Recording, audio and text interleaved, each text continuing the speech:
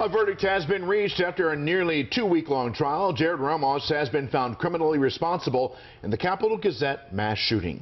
Hello, everyone. I'm Vic Carter. And I'm Denise Koch. It took less than an hour for the jury to deliberate and come back with a unanimous verdict in this case. WJZ is live in Annapolis tonight. Jarrod has more from family members and prosecutors who say justice has been served.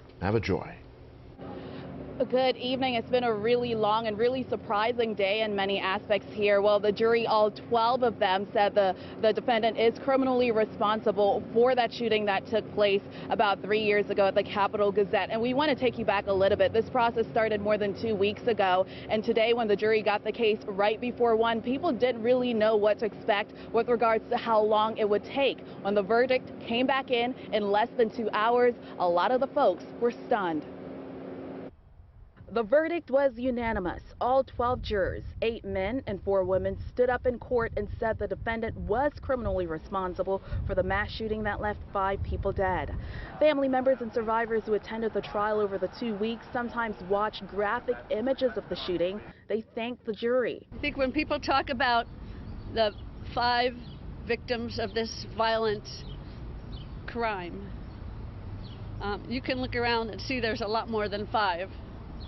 It ripples all over the county, the state, and the country.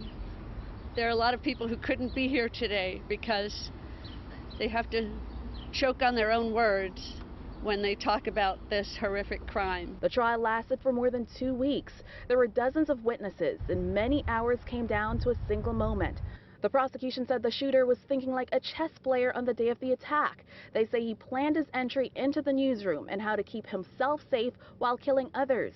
State's attorney Ann Coltlitis said she can sleep better at night. I think this quick verdict showed that the thoroughness of the state's preparation in rebutting the defense's case. The professionals that testified in this case for the state, our case was only about 3 days. The defense's case was 7 days long.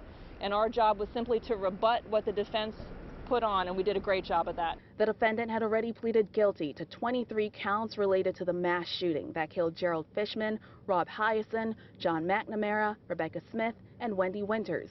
In closing arguments, one of the shooter's attorneys told the jury the shooting was premeditated, deliberate, and intentional. "We told you he was guilty," the attorney said, "and I also told you he was not criminally responsible." The jury had to sort through the complex legal definition of criminal responsibility. But when the jurors announced one by one that they agreed with the verdict, the defendant sat silently, much like he did throughout the entire process. The defendant has the opportunity to request a new trial within 10 days. So a motion for new trial, he's going to have to show that there was some grave error, procedural or legal error that happened during the trial, and they have not raised such an error. So we're very confident that that won't happen. Everyone, remember, this is the second phase of the trial, and this was to determine if he would spend the rest of his life in a maximum security prison or in a state psychiatric hospital. The sentencing of this will happen in about 8 weeks, and earlier today, in an attempt to be fair, we tried to speak with his defense attorneys. They said they would not comment at this time. Live in Annapolis, Joy for WJZ.